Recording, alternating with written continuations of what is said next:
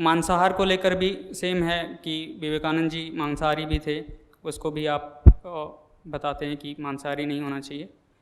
तो इन सारी चीज़ों को पढ़कर मन में थोड़ी सी संशय आती है कि उन महापुरुष के जीवन में आपकी बातों का विरोधाभास क्यों दिखता है, थोड़ा सा स्पष्ट करें। मांसाहार करते थे। अभी 8 साल पहले तक मैं दूध, पनीर, खोया, लस्सी, पनीर पकौड़ा मस्त झाड़ता था। तो अरे कोई तथाकथित ईश्वर हो गए क्या? जब तक मनुष्य देह में हो गुण दोष विकार तो रहेंगे ही ना। बोलो, अब तुम बोलो कि कोई ज्ञानी पुरुष है, उसके पसीने से गंध काहे को आती है? भाई बैक्टीरिया तो बैक्टीरिया है। ये कौन सी बात है कि तुम कहने लग जाओ कि खोज खोज के निकालो कि महापुरुषों के चरित्र में भी कहाँ कहाँ कमियां थी, और जो कमियां हो उनको या तो ये कह दो कि कमियां है ही नहीं, ये ठीक बात है, या फिर ये कह दो कि महापुरुष भी अगर कमियां रखते हैं तो हम काहे ना रखें। ये हमारे 2 तरह के तर्क होते हैं। तुम्हें पता चल जाए कि कोई ज्ञानी आदमी मांसाहार करता था तो या तो ये कह दोगे कि वो ज्ञानी है ही नहीं, या ये कह दोगे कि वो ज्ञानी है और मांसाहार करता है तो हम भी करेंगे, हम भी करेंगे। ये दोनों ही बातें कितनी विचित्र है ना। तुम वो चीज लो ना जो लेने लायक है। क्यों भूलते हो कि वो बंगाली थे और तुम बंगाली घर में पैदा हुए हो, वही तुम्हारा परिवेश है। तुम माछ से, मच्छी से बच कैसे जाओगे? हाँ, ये जरूर है कि जब आप अपनी आध्यात्मिक यात्रा पर होते हैं, और वो अनंत यात्रा होती है, उस यात्रा पर अगर आप 40 साल, 80 साल, 150 साल चलते रहे तो धीरे धीरे करके आप अपने सारे गुण, सारे दोष छोड़ते रहते हैं। संभव है कि विवेकानंद भी थोड़ा और आगे बढ़ते तो मांसाहार भी उन्होंने त्याग ही दिया होता। ये भी संभव है कि अपने जीवन के अंतिम वर्षों में उन्होंने मांसाहार त्यागना आरंभ भी कर दिया हो। समझ में आ रही बात? ऐसे तुम निजी जीवन में घुसोगे तो तुम किसी भी ज्ञानी, संत, ऋषि के जीवन में जाओगे, वहां तुम्हें कुछ ना कुछ खोट मिल ही जाएगी। मैं पूछ रहा हूं तुम्हारी नजर कैसी है जो खोट पे ही जाके टिकती है? खोट ही देखनी है। मैं तुम्हें पढ़ने के लिए कोई किताब दूंगा, तुम पूरी रात इसी बात में निकाल दोगे कि उसका एक पन्ना थोड़ा सा फटा हुआ है कोने से। पढ़ लो भाई, लिखा क्या हुआ है, और फुर्सत हो जाओ। किन चीजों में उलझ गए? और अगर इन चीजों में उलझना है तो मैं तो तुम्हारे लिए बहुत ही अनुपयुक्त व्यक्ति हूं, क्योंकि मुझमें तो 100 खोट है। मुझसे क्यों पूछ रहे हो फिर? मुझी से पूछ रहे हैं खोट के बारे में। मैं जो खोट का पुतला हूं पूरा ऊपर से लेके नीचे तक, मैं तुम्हें क्या बताऊंगा? वो उनकी खाने पीने में गड़बड़ ये थी कि मांसाहार करते थे। मेरा तो खाने पीने कोई ठिकाना ही नहीं है।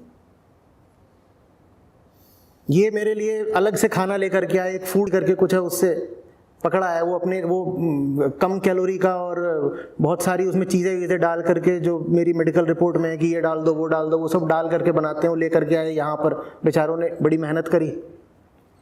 गेस्ट हाउस में रुका हूँ जब तक इन्होंने वो खाना मेरे पास पहुँचाया, उतनी देर में मैंने कैंटीन का चौमिन झाड़ दिया। मैंने कहा तुम रखो अपना अपने पास।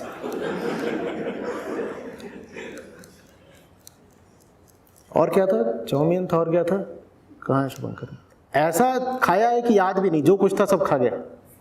अब ऐसे खोट अगर पकड़ो और कह दो कि प्रशांत के जीवन से यही तो शिक्षा मिलती है कि सत्र से पहले अगर वड़ा पाव और चौमिन खाओगे तो ज्ञान वर्षा होगी। फिर ये तो तुम रहने दो।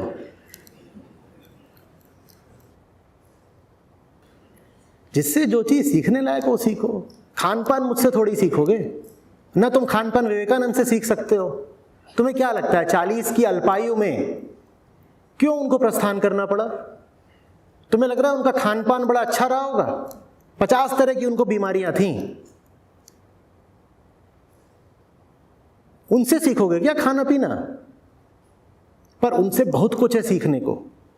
ऊंची से ऊंची बात उनसे सीखी जा सकती है, लेकिन हमारी नजर नीचे से नीची बात पर होती है। जो सीखने वाला हो, अगर वो सिर्फ विवेकानंद का ही पूरा साहित्य पढ़ ले तो आगे और कुछ पढ़ने की जरूरत नहीं है, इतनी ऊंचाई थी उनमें। पर उसकी जगह हम ये देख रहे हैं कि उन्होंने मछली खा ली और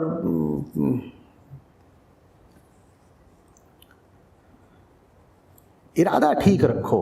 अगर ये चाहोगे कि तुम्हें कोई परफेक्ट व्यक्ति मिले तभी उससे सीखोगे, तो तुम किसी से नहीं सीखने वाले, क्योंकि यकीन जानो जिनको तुम परफेक्ट मानते भी हो वो भी नहीं परफेक्ट है। परफेक्शन माने पूर्णता। जो मनुष्य देह में है वो पूर्ण नहीं हो सकता, बात खत्म। अगर तुम इस पृथ्वी ग्रह पर हो तो अपूर्ण ही हो। लेकिन अपूर्ण व्यक्ति से भी पूर्णता की किरणें विस्तीर्ण होती हैं। चांद से चांदनी लो, धब्बे नहीं, ठीक? और धब्बे होते हैं, चांद में भी धब्बे होते हैं, इसमें चांद का गुनाह नहीं हो गया। आदमी अकेला जीव है जिसे नशा चाहिए, क्योंकि आदमी अकेला जीव है जिसके पास चेतना है। वो चेतना उत्थान मांगती है, ऊंचाई मांगती है। जब आप उसे ऊंचाई नहीं दे पाते तो आप उसे नशा दे देते हो। तो नशा कायरता है, नशा झूठा इलाज है आपकी बेचैनी का।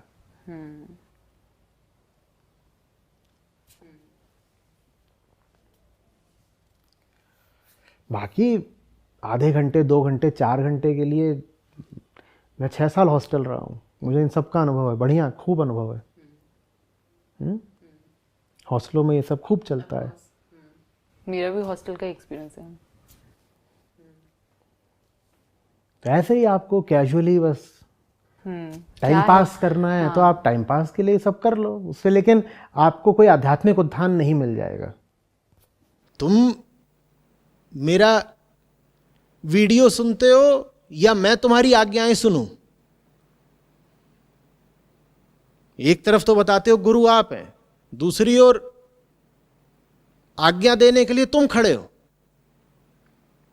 और तुम्हारी आज्ञाएं ना सुनूं तो ओहो, इतना तमाशा।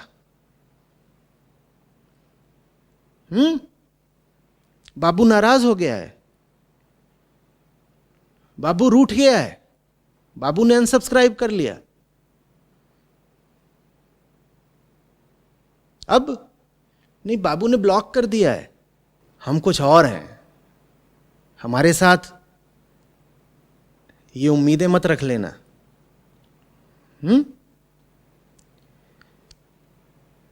अरे फकीराना ठाठ होते हैं, आजाद लहरें होती हैं, जैसा सहज स्वभाव में आता है वैसा जीते हैं। ये तुम्हारे 2 कौड़ी के नियम कायदे हम पे थोड़ी लागू होते हैं। पुष्पा, पुष्पराज, मैं झुकेगा नहीं साला।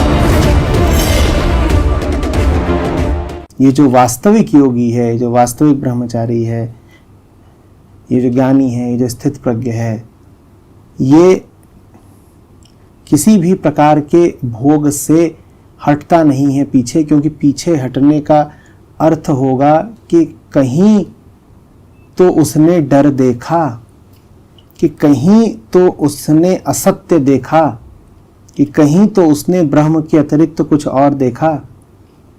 पीछे हटने का अर्थ हो गई कहीं तो उसने अपनी व्यक्तिगत रुचि या अरुचि को महत्व दिया। जीवन जो दशा दिखाता है वो उसी दशा में जीता जाता है। जीवन यदि भोग का अवसर उपलब्ध कराता है तो वो उससे पीछे नहीं हटता, और यदि जीवन उसे बिल्कुल एक रूखा सूखा व्रती का जीवन भी देता है तो उसे उससे भी कोई शिकायत नहीं। राजमहल में भी रह लेगा, गुफा में भी रह लेगा, सुस्वादु भोजन मिलेगा वो भी कर लेगा, और रूखा सूखा खाली पेट वो भी चलेगा। स्थित प्रज्ञ की पहचान इससे नहीं हो सकती कि वो क्या कर रहा है, सिर्फ इससे हो सकती है कि वो जो भी कर रहा है वो करते हुए वो बैठा कहां है। कर तो कुछ भी सकता है, पूरा आकाश उसका है, पूरा ब्रह्मांड उसका है। आपका करना सीमित है, आपके लिए 1000 वर्जनाएं हैं, उसके लिए कोई वर्जनाएं नहीं है। चौक मत जाइएगा अगर आप कभी उसको गुल्ली डंडा खेलते पाए, और चौक मत जाइएगा कभी आप उसको हवाई जहाज उड़ाता पाए। अभी बात जरा अजीब लगती है ना, अष्टावक्र पायलट है, हो सकता है, क्यों नहीं हो सकता। अष्टावक्र कटी पतंग लूटने के लिए दौड़ रहे हैं, बिल्कुल हो सकता है, पर ये छवि मन में समाती ही नहीं। अष्टावक्र पतंग लूट करके हुड़दंग मचा रहे हैं, अष्टावक्र डिस्को थीक में नाच रहे हैं, बात जमी नहीं कुछ। ये अष्टावक्र किसी डांस बार में नाचती औरत का भी नाम हो सकता है, क्यों स्त्री नहीं हो सकती अष्टावक्र। और जरूरी है कि सुशील स्त्री हो, जरूरी है कि आपका समाज जिसे मान्यता देता है ऐसी स्त्री हो। डांस बार की नर्तकी अष्टावक्र क्यों नहीं हो सकती। और देखिए कितना मुश्किल लग रहा है इस बात को पचाना। बिल्कुल हो सकती है, पर आप चौंक जाएंगे, तुरंत इनकार कर देंगे। वो भी अभी निकली है अधनंगी, और हो सकता है उसने आधा बोतल चढ़ा भी रखी हो, और कहे आपसे बाहर आकर के कि मैं ही हूं अष्टावक्र। और आप उसको देखेंगे, उसका रूप, उसकी वेशभूषा, मानेंगे ही नहीं। जनक के दरबार के लोगों ने भी नहीं माना था, हंसे थे, कहते ये 8 जगह से टेढ़ा, ये ज्ञान देगा। तो अष्टावक्र मुड़े जाने लगे। जनक ने कहा जाते क्यों हो बेटा, कम उम्र के थे। अब आप तो ये भी ना माने कि 11 वर्ष की उम्र का कोई अष्टावक्र हो सकता है। आपके मन में अष्टावक्री जब भी छवि उठती है, ये जानते हुए भी कि 11 की उम्र में उन्होंने उपदेशित किया था जनक को, क्या 11 साल के बच्चे की उठती है, कहीं उठती है। तो जनक ने कहा रुको बेटा, कहां मुड़ के जा रहे हो। तो अष्टावक्र ने कहा मुझे नहीं पता था कि मैं चर्मकारों की सभा में आ गया हूं, क्योंकि आप लोग तो बस चर्म को कीमत देते हो, चमड़ा ही दिखाई देता है आपको, तो आप सब चर्मकार हुए। मुझे तो लगा था कि सुधी जन होंगे, आप सब तो बड़े सतही लोग निकले। चमड़े से अर्थ है कि जो आदमी सिर्फ सतह सतह जानता, उसको चर्मकार कह रहे थे। चर्मकार से उनका आशय कोई जाति या धंधा नहीं था, जो मात्र चर्म जानता हो, जो मात्र सतह जानता हो। जब वास्तविक अष्टावक्र सामने आता है तो वो हमारी नजर में ही नहीं आता, पकड़ में, पहचान में ही नहीं आता। 11 साल का टेढ़ा टपरा बच्चा, जैसे वो बात अपाच्य थी, वैसे ये बात अपाच्य है कि स्थित प्रज्ञ महान भोग विलास में भी रत हो सकता है। यहां तो नियम बने हुए हैं भोगी के विरुद्ध। यहां तो जिसको जितना सूखा देखा उसको उतना आदर मिलता है।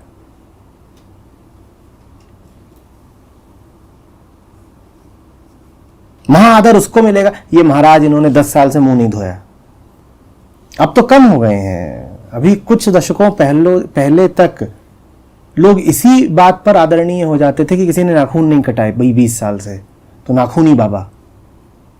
और उनके नाखून अब बढ़ बढ़ के ऐसे ऐसे ऐसे ऐसे। कोई थे जो 20 साल से नहाए नहीं थे,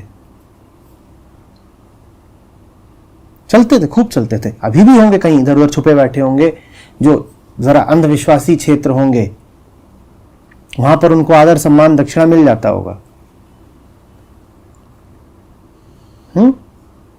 किसी खासियत यही थी कि वो बात नहीं करता था, थूकता था बस। आप उससे बात करने जाइए, आपके मुंह पे थूक देगा।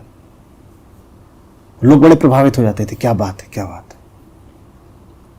कहानियों को आदर मिल जाता है ना, किसी के बारे में कहानियां फैला दो, आदर मिल जाएगा। फैला दो कहानियां, किसी ने मुर्दे को जिंदा कर दिया, अब हो गया आदर का पात्र। चिबिल्ले बाबा, उनकी खासियत ये थी कि उनके पास जाए तो वो धड़ाधड़ भागते थे दूर, तो नजर ही ऐसे आते थे कि वो भाग रहे हैं, भक्तजन पीछे पीछे हैं। और होता था कि जो पास जाके छू ले उसको सिद्धि प्राप्त हो गई, और दौड़ा रहे हैं। भाई हर तरह के हुए हैं और ऐसे ही हुए हैं, ऐसों को ही तुमने अष्टावक्र कह रहे हैं, चिन्ह मत खोजना, निशानी मत खोजना, इन लक्षणों पर मत चले जाना, कर्मों पर मत चले जाना। कुछ करने या ना करने से कुछ साबित नहीं हो जाता। हरी बात समझ में? There are far more important things to look for in a man or woman than to ask whether he drinks or not. There are far more important things. If you're looking at a girl, there are 40 more important things about her than her chastity. If you want to make friends with somebody, there are 100 other considerations that you should have, not whether he drinks or not. These are trivial matters. These are made important by those who do not know what is really important. So what will they do?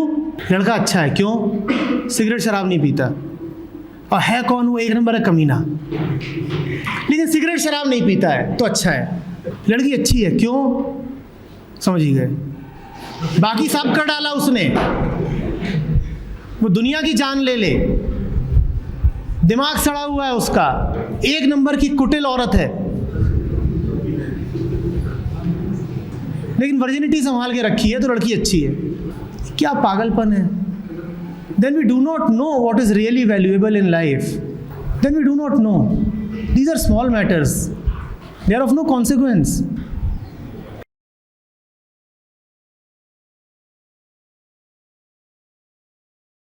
मेरे खिलाफ बेटा बोलने वाले एक नहीं है, 100 हैं।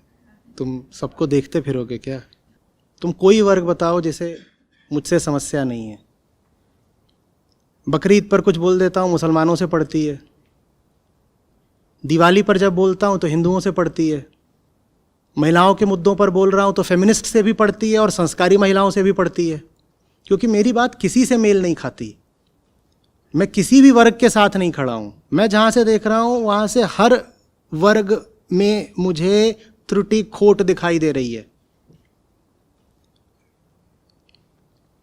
शाकाहारी पहले खुश होते थे कि मैं मांसाहारियों को सीख देता हूँ, फिर उनको समझ में आया कि मैं शाकाहारियों को ही बोल रहा हूँ दूध छोड़ो, तो अब शाकाहारियों से भी मुझे गाली पड़ती है।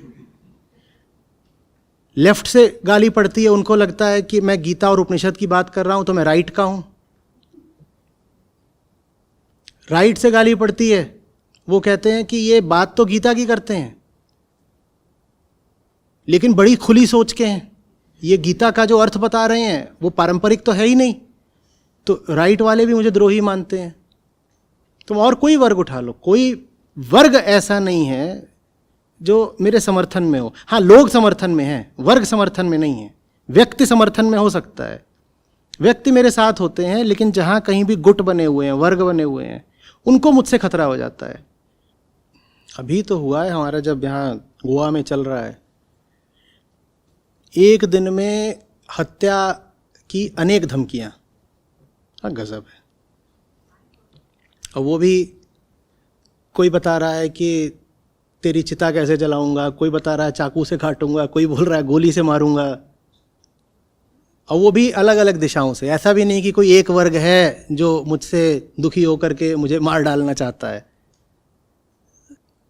और मज़ेदार चीज़ यही होती है, हर वर्ग को लगता है मैं दूसरे वर्ग के साथ हूँ। ब्राह्मण मुझसे इसीलिए परेशान है, उनको लगता है मैं दलितों के साथ हूँ, दलितों को लगता है मैं ब्राह्मण हूँ, पुरुषों को लगता है मैं उनकी महिलाओं को भड़का रहा हूँ, उनके घर टूट रहे हैं। महिलाएं इसलिए दुखी हैं कि मैं उनको बोलता हूँ तुम घर में काहे बैठी हो, मेहनत करो, तुम आलसी हो और मुफ्त की रोटी की आदी हो रही हो, तो महिलाएं फिर चिढ़ जाती हैं। तो जब कोई ज़्यादा चिढ़ जाता है तो फिर वो आगे कदम बढ़ाने की भी सोच सकता है। तो फिर धमकी वमकी भेजते हैं। पहले थोड़ी ज़रूरत पड़ती थी इन बंदूकधारियों की, एक 12 बोर, एक 32 बोर।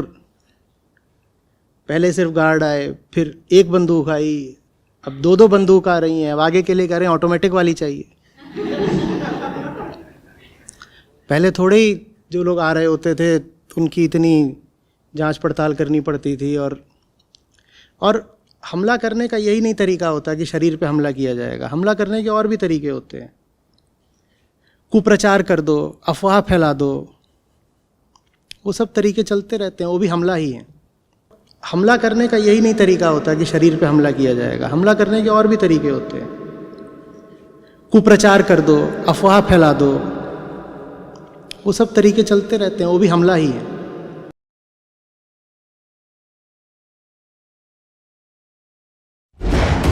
पुष्पा, पुष्पराज, मैं झुकेगा नहीं साला।